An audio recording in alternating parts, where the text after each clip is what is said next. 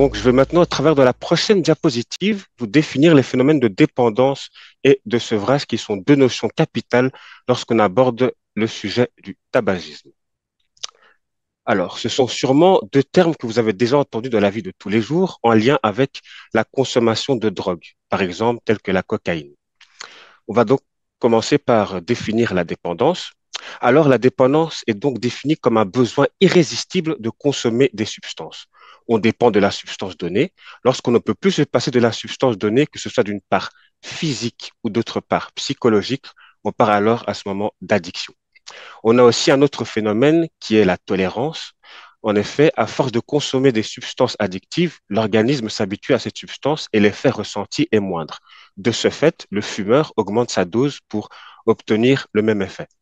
Lorsque le fumeur interrompt la prise de la substance donnée, il va exprimer ce qu'on appelle des symptômes de sevrage que je définirai aussi plus tard dans les diapositives.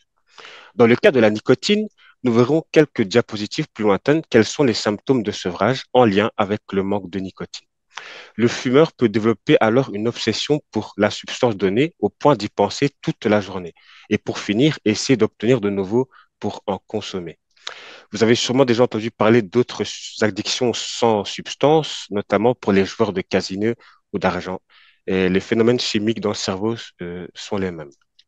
Je vais maintenant vous décrire les trois types de dépendance au tabac. Premièrement, il y a la dépendance physique. Vous fumez une cigarette parce que certaines cellules nerveuses du du cerveau veulent être stimulées.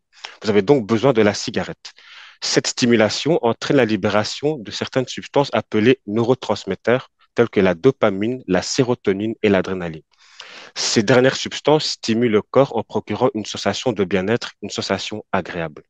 Le problème est que suite au phénomène de tolérance de l'organisme que je vous ai décrit il y a quelques minutes, on prend encore plus de substances pour retrouver ce même effet. Sans nicotine, il y a un manque physique, d'où l'appellation de dépendance physique. Ensuite, deuxièmement, il y a la dépendance psychologique. La cigarette devient le support pour affronter toutes sortes de circonstances émotionnelles difficiles. Cela devient donc une sorte de soutien moral. On fume donc pour s'occuper, pour ne pas se sentir seul, par ennui, pour se donner une attitude, pour se récompenser. Comme la nicotine est un soutien moral qu'on utilise pour affronter une difficulté quelconque, pour se récompenser, et ben alors là, on parle de dépendance psychologique. Alors, troisièmement, il y a la dépendance comportementale.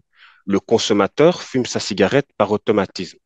La cigarette devient un rituel, comme par exemple le matin, certains fumeurs, par exemple, lorsqu'ils prennent leur café, automatiquement, ils se mettent à fumer. Alors, pour essayer de contrer, pour essayer d'arrêter, il faut essayer d'installer une nouvelle routine. C'est déjà un grand pas pour essayer d'arrêter de fumer. Je vais maintenant vous définir, comme je l'ai dit plus tôt, le sevrage, qui est donc la deuxième notion de ce chapitre. Le sevrage dessine l'ensemble des symptômes qui a lieu suite à l'arrêt brutal d'une substance donnée. On parle aussi de l'état de manque. Ce sevrage est causé par la dépendance physique que je vous ai définie plus tôt. En effet, lorsqu'il y a consommation de cigarettes, la nicotine contenue dans cette cigarette stimule un certain nombre de cellules nerveuses. Il s'agit des récepteurs à la nicotine. Cette stimulation diminue dans le temps. Par exemple, une heure après avoir fumé une cigarette, le taux de nicotine dans le sang est réduit de moitié.